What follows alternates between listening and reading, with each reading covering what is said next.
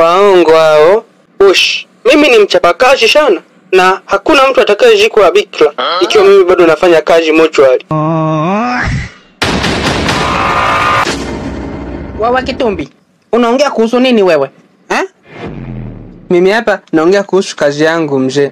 Eti mzee, bosi, daktari mkuu. Yaani mimi hapa kule mochwali kule nikiwa kazini huwa sicheki na maiti kabisa. Yaani mimi niko busy na niko serious sana na ile kazi. Na ndio nimekuhakikishia kwamba hakuna marehemu yoyote atachukuliwa na wahusika kwenda kuzikwa ikiwa bado yuko na bikra yake. Lazima wote watolewe bikra. So nini uelewi hapo mkuu?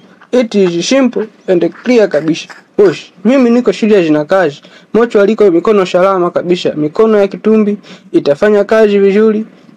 Yani mimi hapa ndio professional yangu kule mochwali kule. Kwa hiyo nafanya kazi bosh. Hayo maneno chukuchuku zote hizo hawanipendi mimi. Hao wana visa vya chini chini wanataka nifukuze kazi. Nikoshe kwa kula ugali. Kweli bosh? Nione huruma bosh. Sasa mimi hapo unanichanganya akili. Wewe swala la bikra hilo swala la bikra mimi ndo silielewi. Yani mtu amekufa alafu tena yani wewe unalala na zile maiti? Usiniambie wewe unazini na maiti. Yani Mungu wangu. Hapa sasa ninachofikiria ndio kilichopo.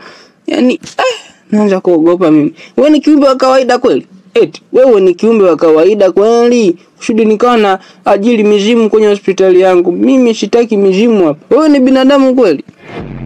Sasa bosh, fanya chochote kile ili kuprove kama mimi ni binadamu au sio binadamu. Ukiona mimi sio binadamu, basi utanifukuza kazi. Lakini mimi ni binadamu na ninajitambua kabisa kwamba naitwa Kitumbi.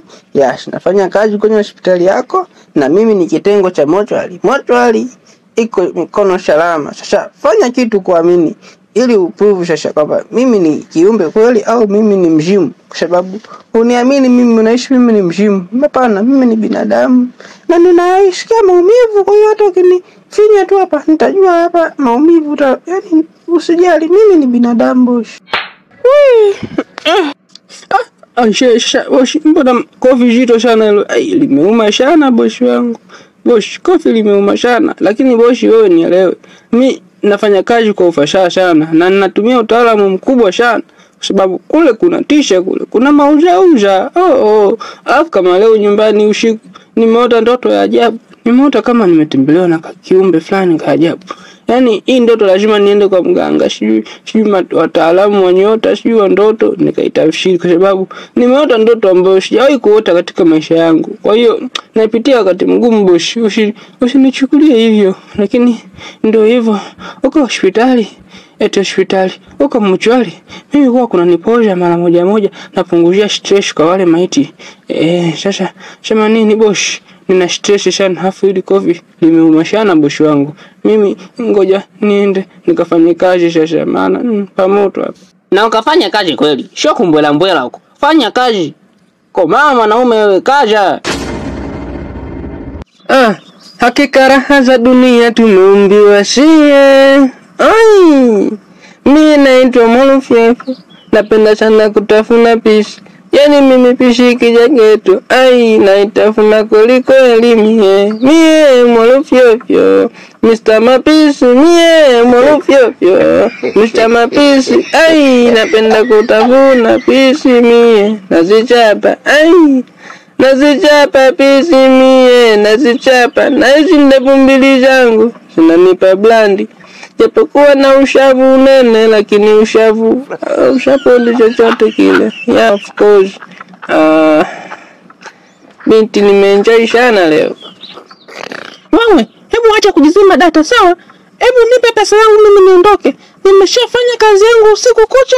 Muda wa kuondoka huu. Toa sasa hapa niondoke. Acha kuimba nyimbo zako hapa. Unanikera tu. Hebu nipe sasa hapa mimi niondoke. Nina watu wengine wakwenda kuhudumia huko. Hauko peke yako. Nipe changu nisepe. Nilipe nisepe faster. Nipe changu nisepe mie.